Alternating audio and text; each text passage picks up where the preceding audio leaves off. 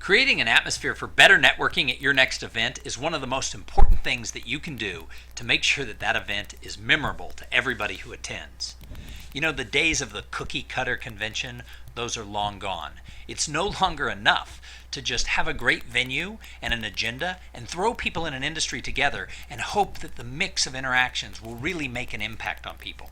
Nowadays, people expect your event to be unique and to stand out and to have something special to offer if they're going to continue to come year after year. A top reason people say that they attend any type of business gathering when they fill out their survey, always a top reason, is the networking opportunities. And yet once they get to the event, most people stink at it. They sit with their coworkers, they spend all the breaks on their BlackBerry, they dash off every chance they can to go take a conference call. They don't do the things necessary to actually make meaningful connections with the other people who are in attendance. And yet, it's a top reason they say they attend. Therefore, the things that you can do to create a better atmosphere, to allow people to network, it will make your event stand out. You know, there's a lot of famous events, big events that people try to copy. People always say, oh, we're going to be just like South by Southwest, or we're going to be like the TED conference. But you can't just say, hey, we're going to be the South by Southwest of the North, or you can't say, we're going to make people have 18 minutes for their speeches, therefore we're like TED. So much more goes into these really popular industry happening events. You know, I've read that the people who do the TED Talks prepare anywhere from 40 to 60 to 80 hours for their 18-minute presentation. Is that what's happening with your talks if you're shortening them? Are you making sure that people are doing the things necessary to make your event like a TED Talk? Or are you just saying shorter format is better? There's so much more to it when selecting the speakers, because it is the speakers who you choose to be present on your stage that set the tone for the whole event. Sometimes people just try to fill in the blanks and get people into all their keynote and their breakout sessions. However, choosing the speaker really does impact every aspect of the event. Will that speaker be speaking and then running to the airport and flying home, or will they be present after their presentation to interact with the crowd? People like to have time to talk to the speakers. They love it when the speakers stay for lunch and dinner.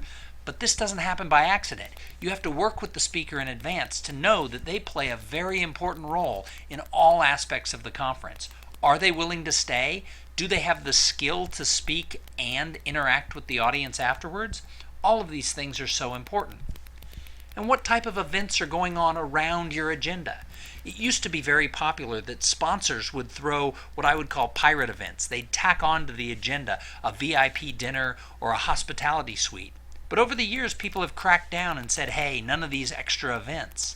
But any time people who attend your conference have a good time, whether that event is tied to the agenda or if it's something that someone is having off-site on their own, if they have a good time, they're more likely to come back to your event.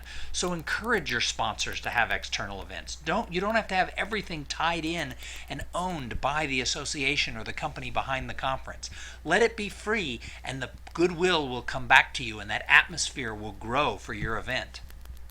Also, you want to continue the culture of your event beyond the live time that you're present at the venue. What are you doing with social media before, during, and after that's allowing people to connect, to meet each other, to set things up, and to keep that entire bonding that they're doing alive? Because a conference is a mini society, and the longer you can keep that mini society going, present and online, the better it will be for your whole event. I have a program I call the Conference Catalyst. Does your conference have a catalyst? Does somebody own making sure that people are at ease when it comes time to connect? Is there somebody they can turn to and say, hey, it's okay to go out and make connections? That's what I do, and it's not a keynote or a breakout session. It's a program that is weaved in through the whole event. If you'd like to get a copy of my free 8-page essay on how to create an atmosphere for better networking, go ahead and email me at tom@thomsinger.com, and I'll send that right back to you. You know, creating an atmosphere where people can connect with other people is the best thing you can do to make sure that your event will be spectacular. Humans are experiential beings. Be there to encourage them to have the best possible experience they can.